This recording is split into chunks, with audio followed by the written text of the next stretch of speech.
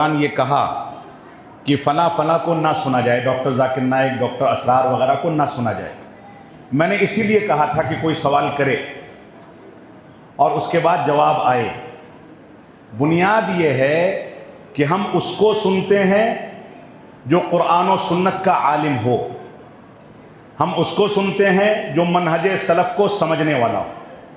लेकिन कोई एक तकरीर आप ऐसी दिखा दें जिसमें सहाबे किराम के फ़हम की बुनियाद पर कुरान और सुन्नत के फ़हम को इन दोनों शख्सियात में या जिन लोगों का मैंने नाम लिया है उनमें से किसी ने पेश किया। एक सवाल तो ये है।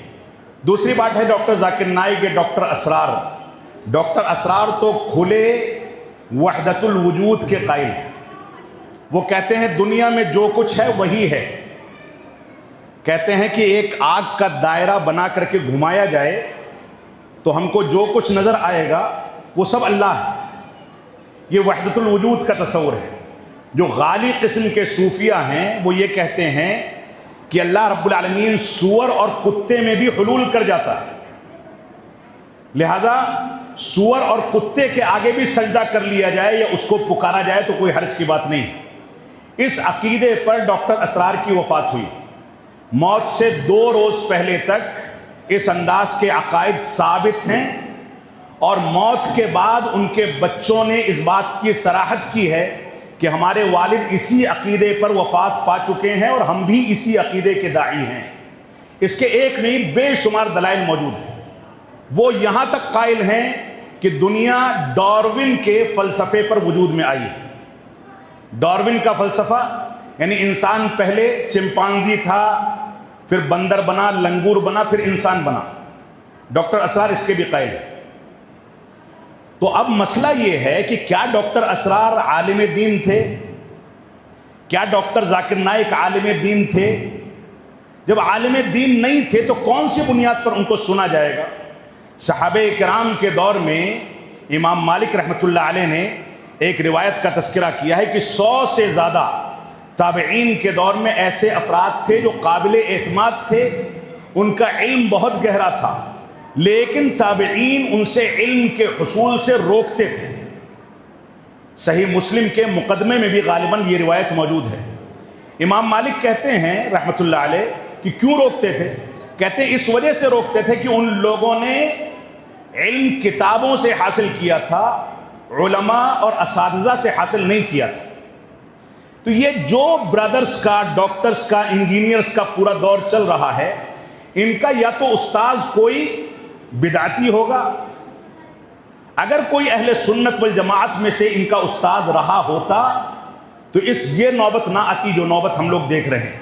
डॉक्टर जाकिर नाइक वाज़ेह करते हैं कि मेरे असातिज़ा में डॉक्टर असरार सबसे बड़े असातिज़ा में से हैं।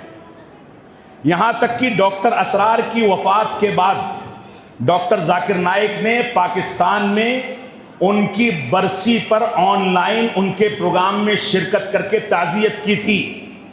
बरसी के प्रोग्राम का शरई हुक्म क्या है? और एक सूफ़ी का इंतकाल होता है जो वहदतुल वजूद का कायल है, उसकी बरसी पर शिरकत करने का क्या माना है? फिर अभी जब उन्होंने पाकिस्तान का दौरा किया तो डॉक्टर असरार के सेंटर पर गए, उनके बच्चों से मुलाकात की। अपने खिताब में कहते हैं किसी ईसाई ने सवाल किया, कहता है ईसाई कि मैं ईमान रखता हूं अल्लाह रब्बुल आलमीन पर और ऐसे ही अपने मजहब यानी ईसाइयत पर ईसा अलैहिस्सलातु वस्सलाम को अल्लाह रब्बुल आलमीन का नबी और रसूल मानता हूं, लेकिन अल्लाह के रसूल पर ईमान नहीं रखता। डॉक्टर जाकिर नाइक साहब क्या जवाब देते हैं?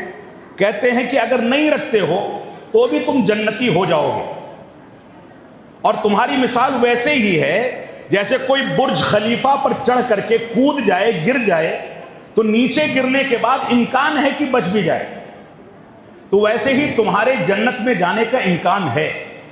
और इसके अलावा बेशुमार चीज़ें हैं। उनकी तकरीरें आप सुनेंगे तो आयत का नंबर जिक्र करेंगे, हदीस का नंबर जिक्र करेंगे, लेकिन किसी भी आयत में, किसी भी हदीस में सहाबे किराम के अक़वाल की ज़रा सी झलक आपको नहीं मिलेगी। ये मेरा चैलेंज है, आप तलाश करके ले आइए। और वो आलिम दीन है नहीं। जिन लोगों से इल्म हासिल किया उसमें डॉक्टर असरार का नाम, ददू का नाम, ददू ددو جس نے کم از کم اخوان المسلمین کے طریقے پر چلتے ہوئے کم از کم 10 سے 15 لاکھ مسلمانوں کے قتل کا وہ ذمہ دار ہے. کئی ممالک میں اس نے دنگے کرائے، فسادات کرائے اہل سنت والجماعت اور رافضہ کے درمیان. اس کو وہ اپنا سب سے بڑا استاذ تصور کرتے ہیں. اس کے علاوہ جن لوگوں کا بھی نام لیتے ہیں وہ سارے کے سارے اخوانی ہیں. اور دوسری جانب شیخ ابن باز رحمۃ اللہ علیہ کی تردید کرتے ہیں کہ میں ان سے اتفاق نہیں رکھتا. علامہ البانی پر تیکھا تبصرہ کرتے ہیں کہ میں ان سے اتفاق نہیں رکھتا. تو یہ کس بات کی دلیل ہے؟ کون سی بنیادوں پر سنا جائے گا؟ تو یہ چند حقائق نہیں، بہت سارے حقائق ہیں. اور اہل حدیث علماء نے وہ چیزیں اپنی کتابوں کے اندر ذکر بھی کی ہیں. یہاں تک ان کے ہاں تصور ہے کہ وہ اسماء و صفات میں تعویل کے قائل، یعنی جو اللہ ہے وہی ایشور ہے، جو وشنو ہے وہی اللہ ہے، وہی ایشور ہے. ان دونوں میں کوئی فرق نہیں. اس پر باقاعدہ کتاب موجود ہے. اہل سنت والجماعت اس کو الحاد کہتے ہیں، اور الحاد کفر تک لے جانے والی چیز ہے. اس کے علاوہ بے شمار مثالیں ہیں، ان کی تفصیل کا یہ وقت نہیں ہے. اللہ رب العالمین ہم کو صرف علماء حق کو سننے کی توفیق عطا فرمائے، وہی ہمارے لیے کافی ہے.